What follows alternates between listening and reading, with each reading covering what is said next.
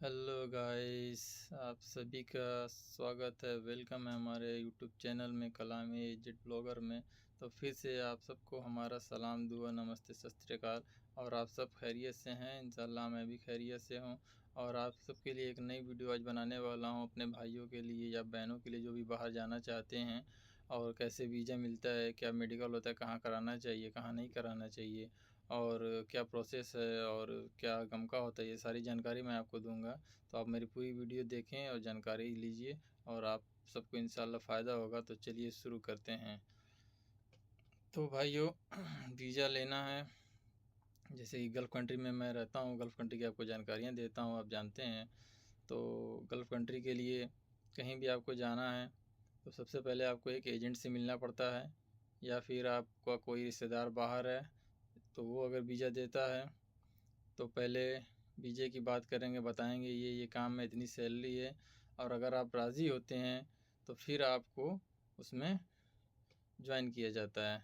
तो वो आपसे पासपोर्ट मांगेगा, आपका कोई जो आईडी होगा वो मांगेगा, जैसे कि आप क्या काम करते हैं, क्या आपकी एक्सपेक्टेशन है वहाँ जाने के लिए, और क्या आप चाहते हैं, मतलब आपसे वो पूछेगा और आप उससे हर चीज़ मतलब पूछ सकते हैं आराम से, कोई दिक्कत नहीं है। फिर जब जैसे अलग अलग वीज़ा, तो सऊदी का जैसे वीज़ा है तो बिना नाम का आता है, कोई भी उस पर चला जाता है। कुवैत का वीज़ा है तो वो नाम से निकलता है, और जिसके नाम से निकलेगा वही जाएगा। और मेडिकल भी उसी के नाम से होगा। सऊदी में कोई भी जा सकता है उसी वीज़े पे, मतलब किसी नाम से नहीं आता है, बस काम का वीज़ा रहता है, कोई भी जा सकता है। ठीक है, कंपनी का है तो कंपनी में भी आदमी जाएंगे इसी तरह। कुवैत का है तो वो नाम से वीज़ा आता है, और मेडिकल भी कुवैत का टफ़ रहता है। कुवैत के वीज़ा में ज़्यादातर लोग मेडिकल में फ़ेल हो जाते हैं, तो इसलिए बहुत कम लोग हैं जो कुवैत आ पाते हैं, इसलिए मेडिकल उसका बहुत हार्ड होता है। हाँ, वो लोग घूस देकर मेडिकल में पैसा देकर आते, वो बात अलग है।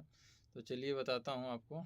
जैसे आपका सब कुछ ओके हो गया, ठीक है, बात क्लियर हो गया, पैसा की बात हो गई, कोई 80 लेता है, कोई 1 लाख लेता है, कोई 80,000, कोई 90,000, जैसे जो काम है, जैसा एजेंट है उस हिसाब से पैसा लगेगा आपका, कोई फिक्स नहीं है। ठीक है, आप ऑफिस से आ रहे हैं कि मोहल्ले किसी एजेंट से आ रहे हैं कि दोस्त यार के परिचय से आ रहे हैं, ठीक है, तो पेमेंट की कोई फिक्स नहीं है।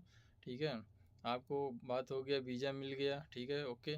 उसके बाद आपको इतना बोलेगा पैसा देना है, ठीक है।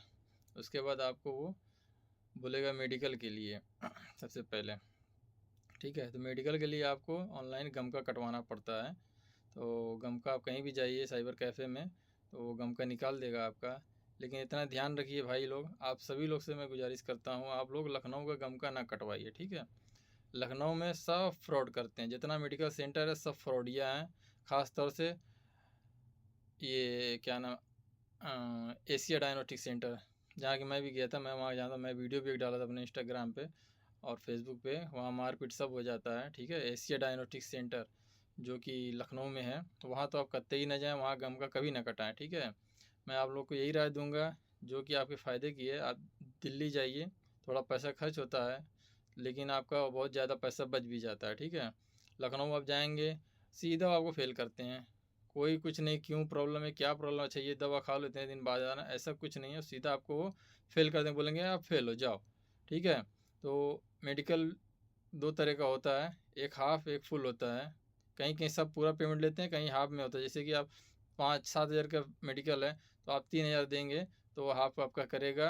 अगर आप क्लियर हैं तो आप उसी पे आप फाइनल करा सकते हैं और पैसा दे के, ठीक है। और अगर फेल हो गए तो आपको उसमें 3-4 हज़ार बच जाता है। और अगर फाइनल आप देते हैं 7 हज़ार और उसमें फेल हो जाते हैं तो आपका वीज़ा वापस हो जाता है, डायरेक्ट आपका वो वीज़ा एम्बेसी से वापस हो जाएगा, और 3 हज़ार में आपका वीज़ा बचा रहेगा, आप फिर से गम का निकाल के किसी और शहर में जाके करा सकते हैं। तो ऐसा मेरे साथ भी हो चुका है 2-3 बार। तो इसलिए मैं आप लोग को राय दूंगा कि दिल्ली आप जाइए और दिल्ली से मेडिकल कराइए, वहाँ बहुत अच्छा होता है, कम भीड़ होती है, जो चीज़ें क्लियर बताते हैं, पैसा भी लेते हैं पूरा, वहाँ हाफ का सिस्टम भी नहीं होता है। जहाँ मैंने कराया बहुत अच्छा मेडिकल सेंटर है, गांधीनगर में है।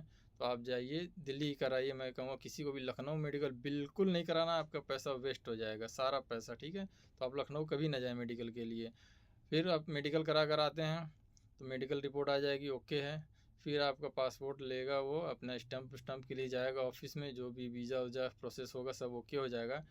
उसके बाद आप से पूछेगा फ़्लाइट कब की करानी है, तो फ़्लाइट का आप दिन अपना हिसाब से कर लीजिए तय कब जाना है, उसी हिसाब से। कोई जल्दी जाना चाहता है, कोई आराम से जाना चाहता है, सबसे मिलजुल लीजिए। इसलिए बाहर जाने के बाद भाइयों कोई गारंटी नहीं कि आदमी कब वापस आएगा या आएगा नहीं आएगा, कोई गारंटी नहीं। या हम आएंगे तो अगला अपने देश गांव वाला रहेगा या नहीं रहेगा, ठीक है।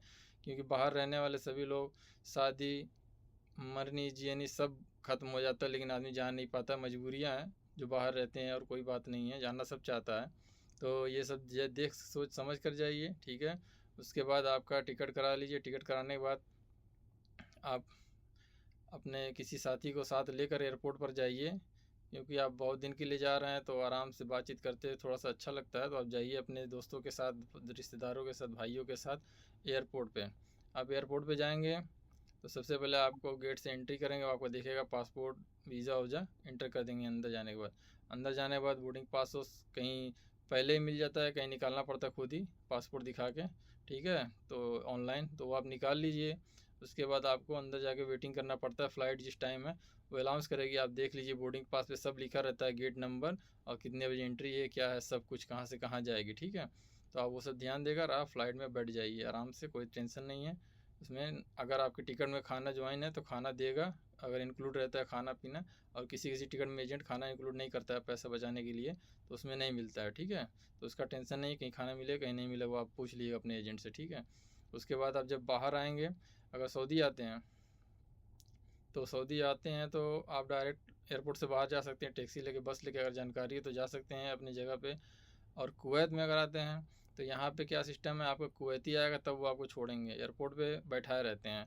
जब तक आपको कुवैती नहीं आएगा या कुवैती का भाई या कोई जान पहचान वाला आपको लेने, तब तक वो जाने नहीं देते हैं, आपको पासपोर्ट जमा कर लेते हैं। पहले का मैं नहीं जानता था, लेकिन अभी मैं आया हूँ 2025 में, तो ये सिस्टम है। और आगे भी रूल्स इन लोगों के चेंज होते रहते हैं, ऐसा कुछ नहीं है। तो यहाँ भी आप आराम से, कपिल आएगा आपको लेकर जाएगा, उसके बाद आपका काम धाम सब शुरू हो जाएगा। तो मैंने अच्छे तरह से आप लोग को समझाया कि कैसे टिकट मिलेगा, वीज़ा, पासपोर्ट, कैसे जाना है, कहाँ से जाना है, कहाँ से मेडिकल कराना है, और गम का क्या होता है। तो ये सब आप अच्छे से समझ लीजिए। ना समझ में आए दोबारा मेरी वीडियो देख लीजिए और अपने दोस्तों को शेयर कर दीजिए जो जानना चाहते हैं। और लाइक और सब्सक्राइब करना, बेल आइकन दबाना ना भूलें कि मेरी प्यारी प्यारी वीडियो, अच्छी वीडियो आपकी जानकारी तक आती रहे।